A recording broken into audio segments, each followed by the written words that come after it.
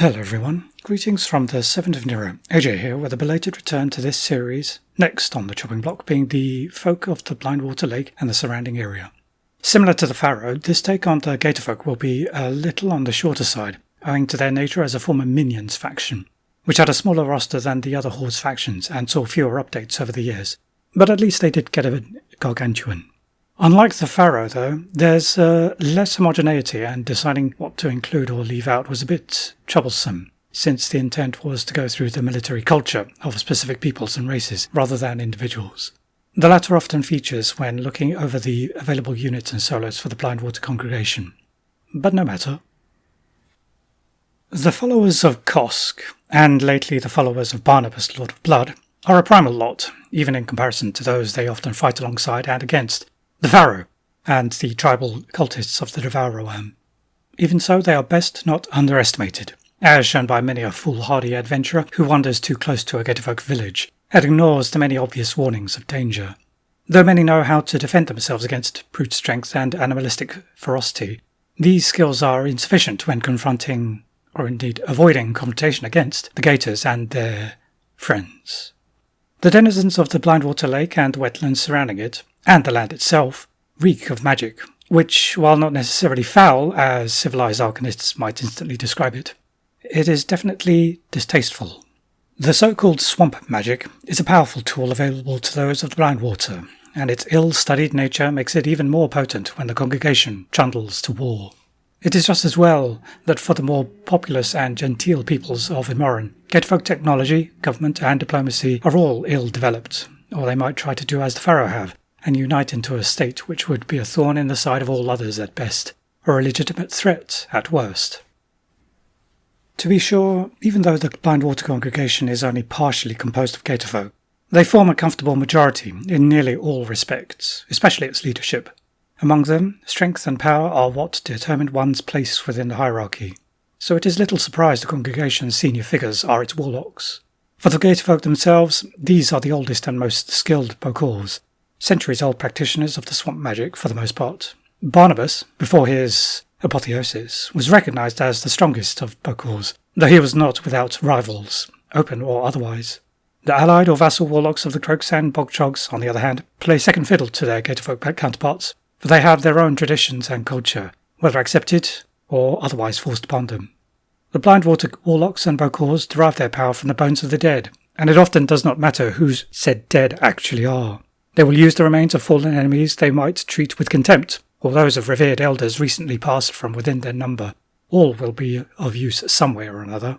Naturally, the bones of ancient Bokors offer among the greatest power to the living. Such is Gator influence on the common magics of the region. Bog-trog shamans inherited and adapted to such techniques to exploit the energies of the freshly dead, whether for their own ends or to help, reluctantly or otherwise, their Gatorfolk masters. The numerous tribes and villages in the Blindwater are all capable of forming small, if still powerful, warbands, several of which coalesce to form the core of the congregation's army, even if a formal hierarchy may be somewhat lacking. Tribal Gators and villagers need only take up a polearm or other sturdy weapon to be a potent warrior in battle, and a posse of such individuals is led by a local elder, often a shaman or priest not strong enough in the bone magic to be a Bokor. Such is the Gatorfolk way. There is not much more to their frontline forces than the warrior posses. The simplicity reflects their village way of life, with very little complexity or artifice to be found. Any variety comes in the different manifestations of magic and allied forces they can bring to battle. The Bokors are known to be the most powerful Gatorfolk magic users, warlock or not, but there are others of lesser power, such as the aforementioned posse leaders, along with witch doctors and their particular spin on the Blindwater's power over death. Alongside them are boil masters, ravenous shamans who gleefully collect fresh corpses to extract arcane strength from their flesh and bones in as crude a manner as any civilized individual can imagine.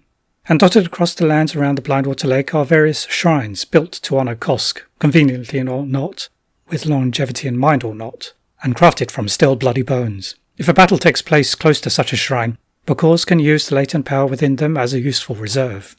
Every so often, though, a miniature ziggurat or similar structure is placed upon a carriage and towed along the warpath to serve as a sort of symbol for maintaining morale. It is merely typical Gatorfolk convenience that these Sacral Vaults also function as mobile sites of ritual sacrifices and sources or outlets for their necromancy.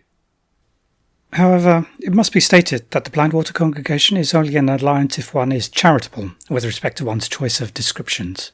For within it, the longest lasting relationship is that shared with the Bogjogs, which is one of Immoran's many cases of might makes right. In centuries past, the Gators and Bogjogs fought each other for supremacy of the swamps and their respective domains throughout the Thornwood. And though the former eventually won and more or less subjugated the latter, periodic uprisings have tested the Gators' ability to be overlords to nominal vassals. Even among themselves, the Bogjogs have mixed feelings, ranging from willing, if neutral, collaboration, through reluctant support, down to outright contempt, held in check only by other Bogjog communities, and a pragmatic fear of Gatorfolk retribution. Irrespective of how they feel about each other and their oppressors, though, it matters not to the enemies of the Blindwater congregation, who have faced a fearsome array of Bogjog warriors, fighting techniques, and their brand of swamp magic, in addition to all the other perils this part of the world has to offer. And among the Bogjogs, they have their own shamans, and some from among their number have even risen to prominence as warlocks, most notably Rask. Others include the Bogjog Mist Speakers, most of whom serve as tactical advisors to local Blindwater commanders. Despite this, a point of contention for the Bogjogs is their continued long-term servitude, shall we say. More than a few Bokors are not above reviving the corpses of dead Bogjogs and throwing them into the meat grinder of battle alongside other swamp shamblers. Worse yet, some Bogjogs are subjected to necromantic processes which transform them into mindless, wandering arcane voids, just as easily thrown to their deaths at the hands of enemy arcanists, as it was for a Bokor to make them void leeches in the first place. The Croaks, on the other hand, are the complete opposite of the Bogjogs in terms of how they view the Blindwater's leaders. The Anura, as they call themselves, deferred to the Gatorfolk, but out of admiration and respect, as opposed to the disdainful reluctance which comes with defeat. But this is a very new relationship, since the Croaks are not native to Western Immoran. To the best of my knowledge, their homelands are far to the east, further beyond than even the Scorn Empire's eastern borders.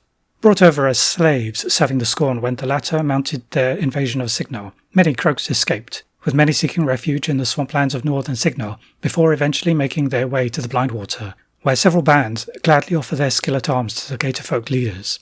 Here, the armies of Western Immoran have to deal with not only the brute strength which can be unleashed by the swamp, but also the Croak's guile, as these reluctant migrants serve best as ambushers and scouts. Their ability to move within the Blindwater locality matches the Gatorfolks themselves in terms of ease of navigating the swamps, and they can mount surprise attacks on enemies unfortunate enough to plunder into them.